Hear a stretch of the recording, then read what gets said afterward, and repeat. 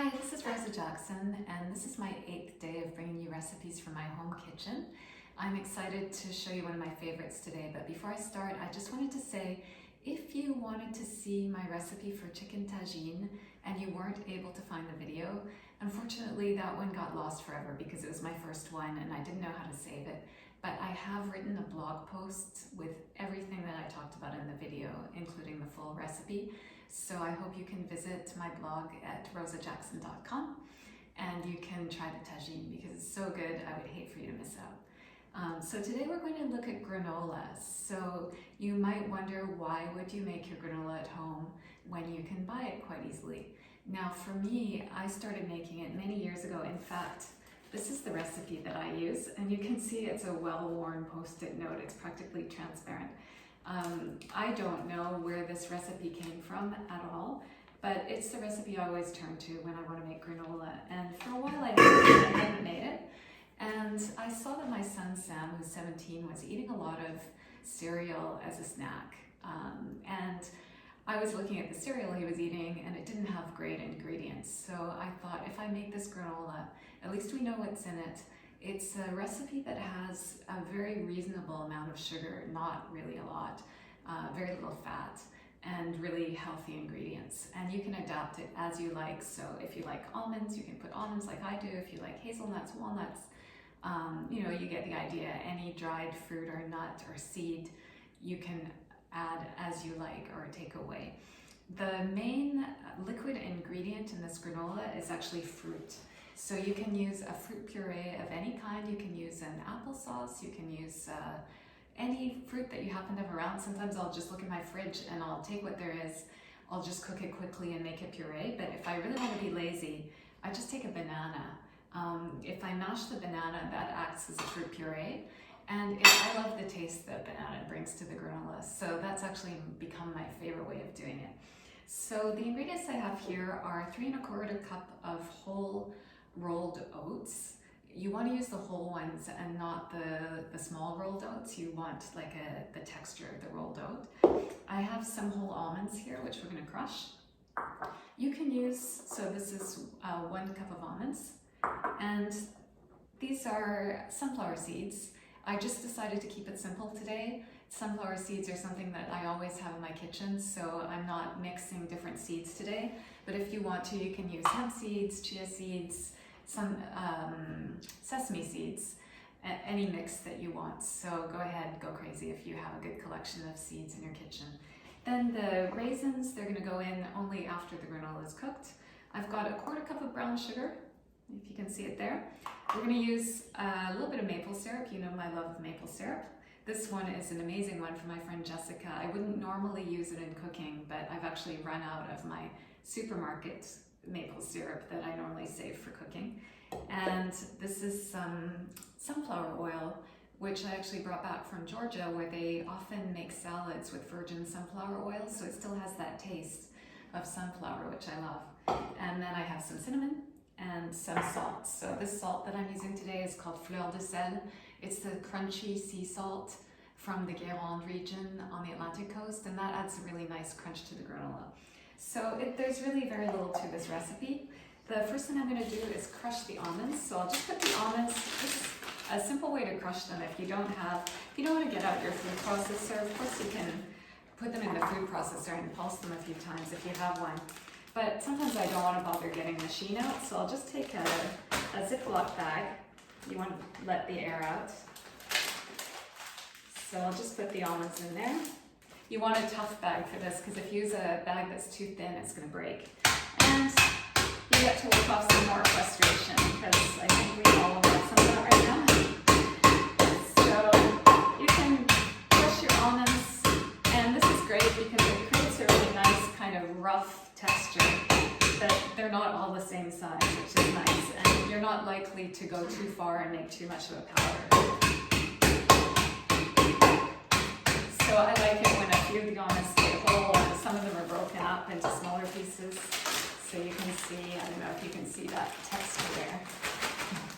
I'm going to put them in the bowl, and I think you can see better. There. Now I'm adding the oats. We can add the seeds. And you could add the sugar to these ingredients, but my sugar today is it's gone a little bit hard and lumpy, so I'm going to melt it with the liquid ingredients. So in here, I'm putting the 1/4 cup of brown sugar. I'm going to add the 2 tablespoons of sunflower oil.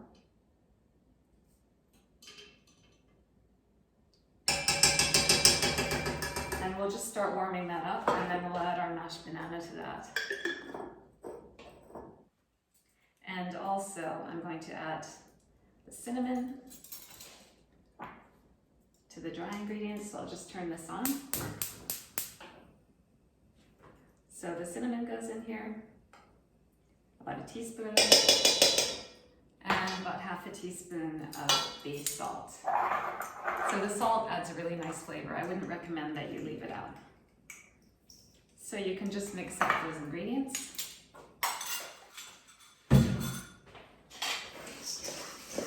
Pretty easy so far, right? You could do this with kids easily. Now I'm going to just mash the banana. So the easiest way to do that is with a fork.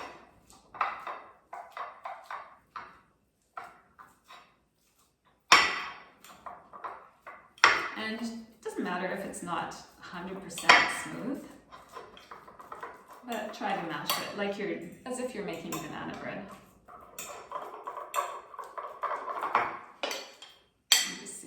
Just mash like that. And then 2 tablespoons of maple syrup.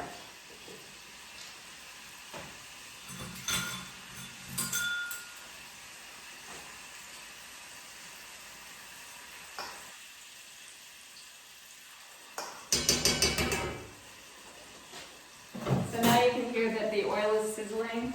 I'm just going to mix everything. I'll turn it off because there's enough heat in here.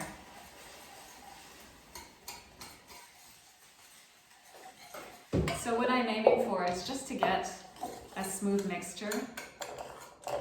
Break up that sugar a bit. And if there's little lumps of bananas, like I said, it's not a problem, but you can whisk a little bit.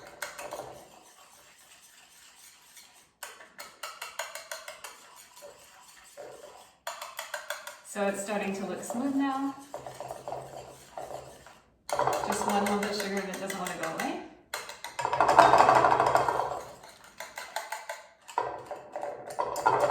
So I'm curious to know what you're all cooking that maybe you weren't cooking before, that you've started doing now that you have a bit more time. So let me know. So I'm going to pour this over. And then I'll just mix it up.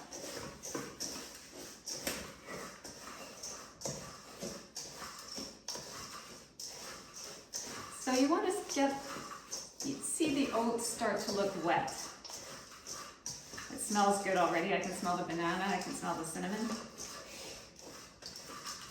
And this is such a pleasure when you have your granola in the jar and you can have your homemade yogurt, which you might have seen in my other video, in the morning with your fruits and your yogurt. I usually use frozen berries, which I just defrost quickly. And then I'm going to spread this out on a baking sheet.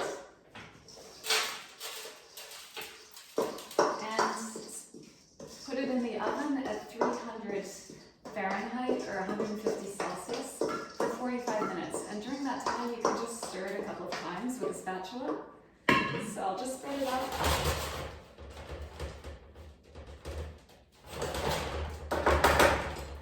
And you can see what it looks like here.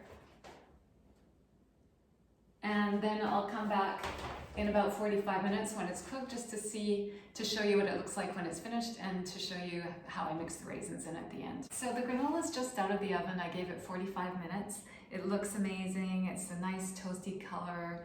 The roasted almonds smell so good, and you can smell the cinnamon. And the only thing left to do is just to add the raisins. So I'm just going to sprinkle them over. Give it a little stir. So I do this while it's still hot, just so that the raisins get a little bit dry with the heat as the granola cools off. And then I'll just leave that to cool and it'll be ready to eat. So you'll find that you'll be eating it not just for breakfast, but for snacks, just like I do and Sam does.